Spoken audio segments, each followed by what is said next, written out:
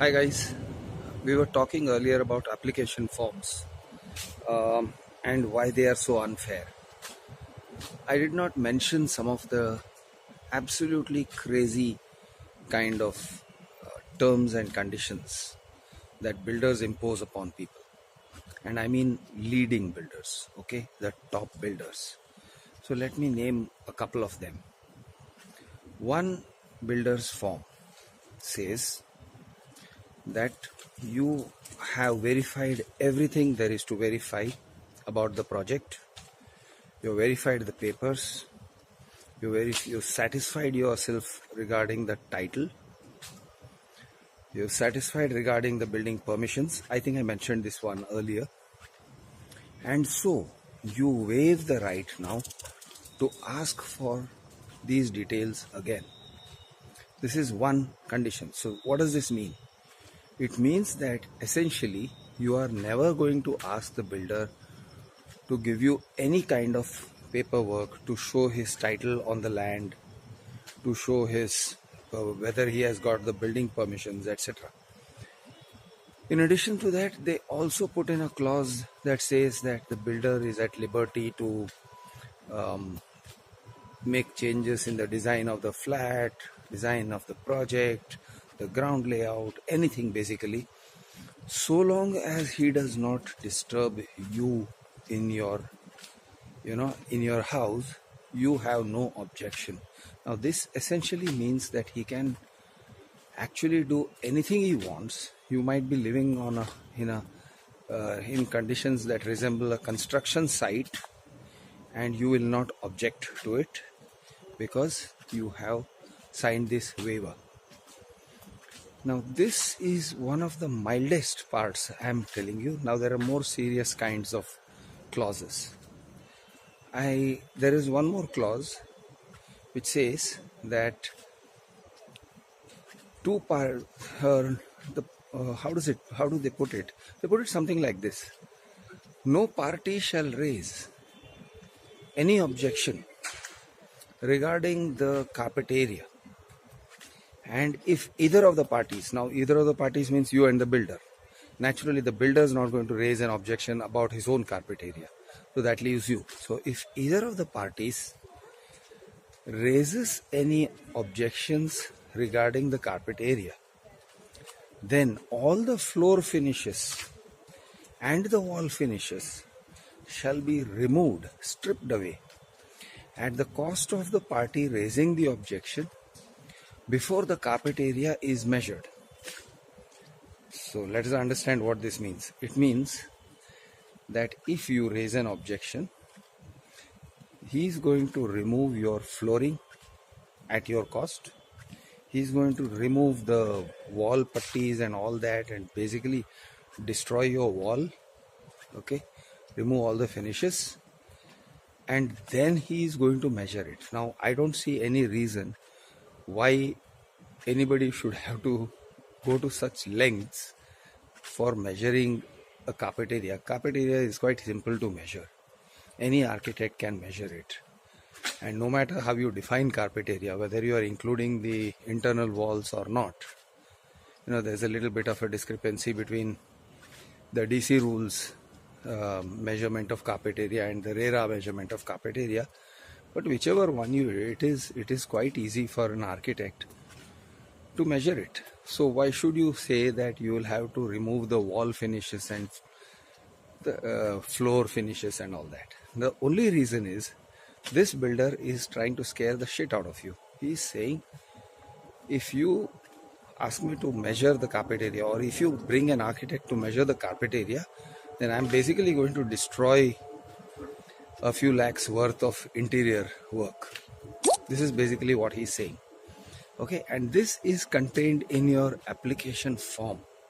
The crazy thing is that when you sign the application form, that is right at the beginning, right at the outset, you accept this thing, this in his terms and conditions, right at the outset.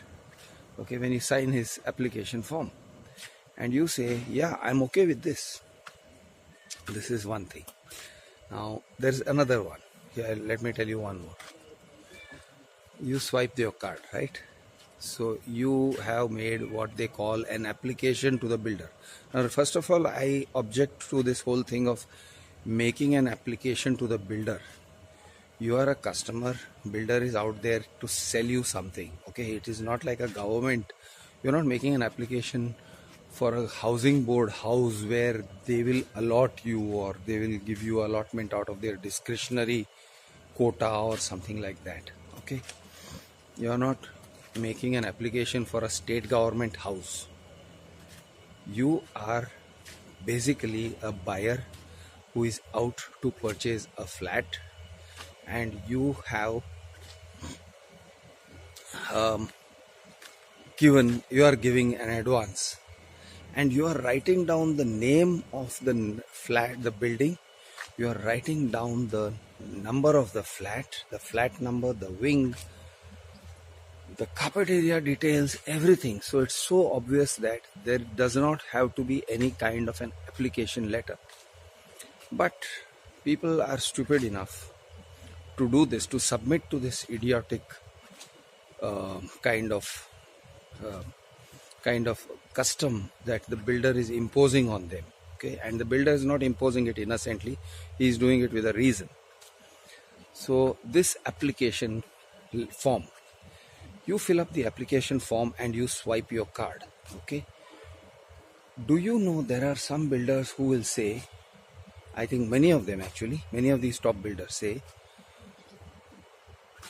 I understand, I mean your application form says this, I understand that the builder reserves the right to reject my application form without assigning any reasons,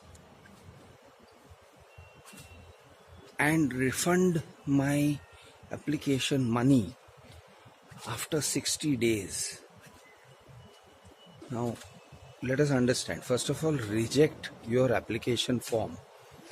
Why the hell would a guy who's basically selling you a product, it's a house but it's a product, what the hell is a guy who's selling you a product, who's taken an advance,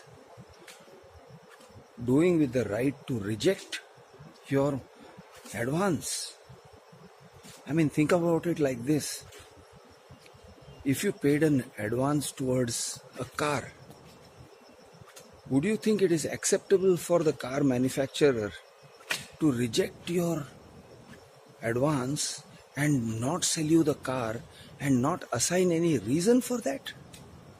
I mean, how crazy is that? How can people accept this? But this is there, okay?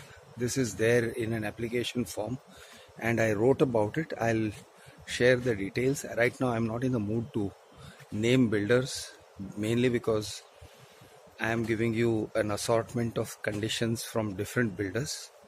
So I'm not naming them, but I've got application forms of different builders, and they have this kind of rules.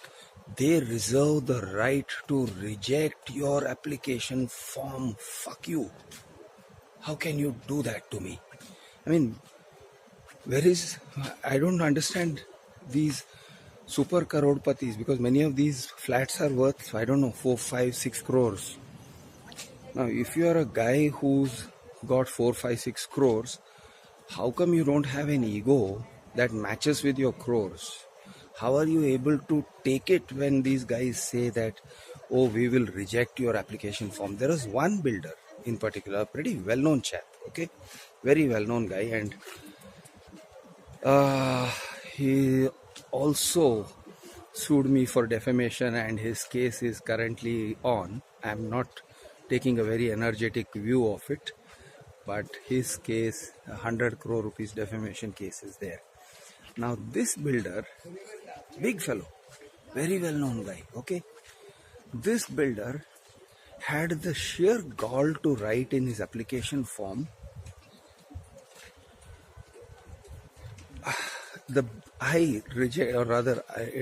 your application form is filled up by you.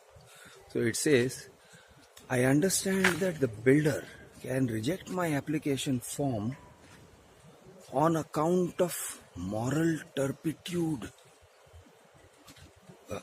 Moral turpitude, can you get that? Like, fuck off, I won't give you a house because you are a loose woman. You know, you like sleeping around. Or fuck off, I won't give you a house because I think you are a bad guy. Who cares? Who cares? You are not there to judge my character. You are there to give me a house. I may be a murderer.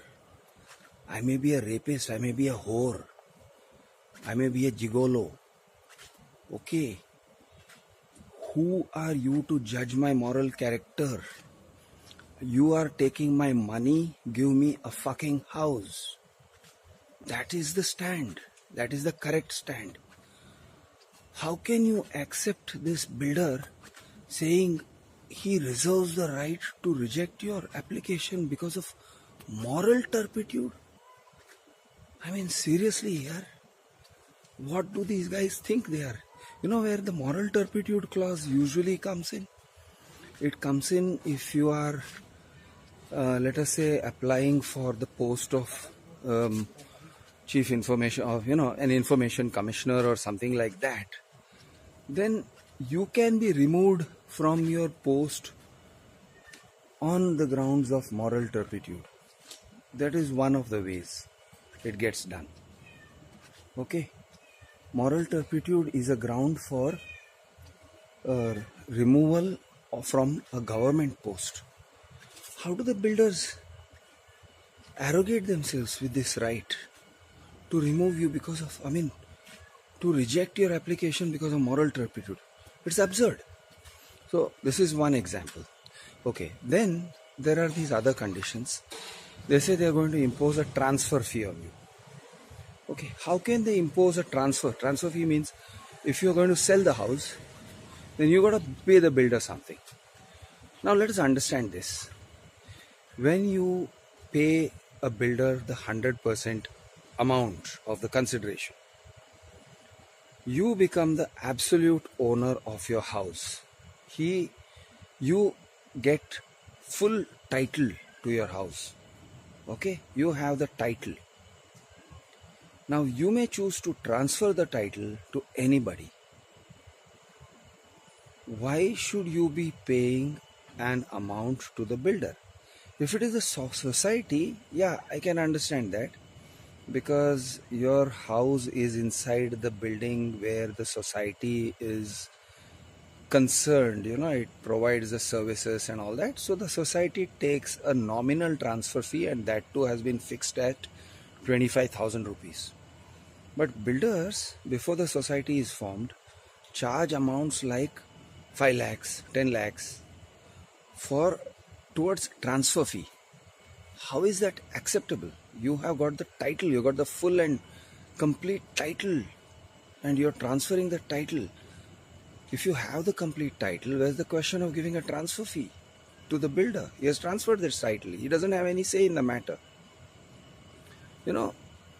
These are some of the things that people don't apply their mind to. There are builders who say in your agreement that they reserve the right to use the terrace any way they like. The terrace of your building belongs to your cooperative society. They say we retain the rights to your terrace so that we can put up any signages and stuff like that. This is absurd. How can you? And they say that we will not, after forming the cooperative society, after the society is formed, I will not object to this condition, and this kind of nonsense.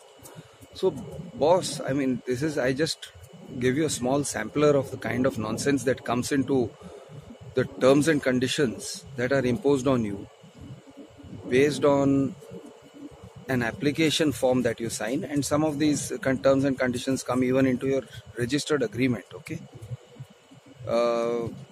Absurd, really absurd. And I think we have to be ashamed of ourselves. Basically, we the flat buyers have to be ashamed of ourselves for allowing builders to impose this kind of completely ridiculous terms and conditions on us. So I hope, guys, you are going to be more vigilant in future. Eternal vigilance is the price of your liberty. Please be vigilant. Don't succumb to this kind of nonsense from builders. Good night.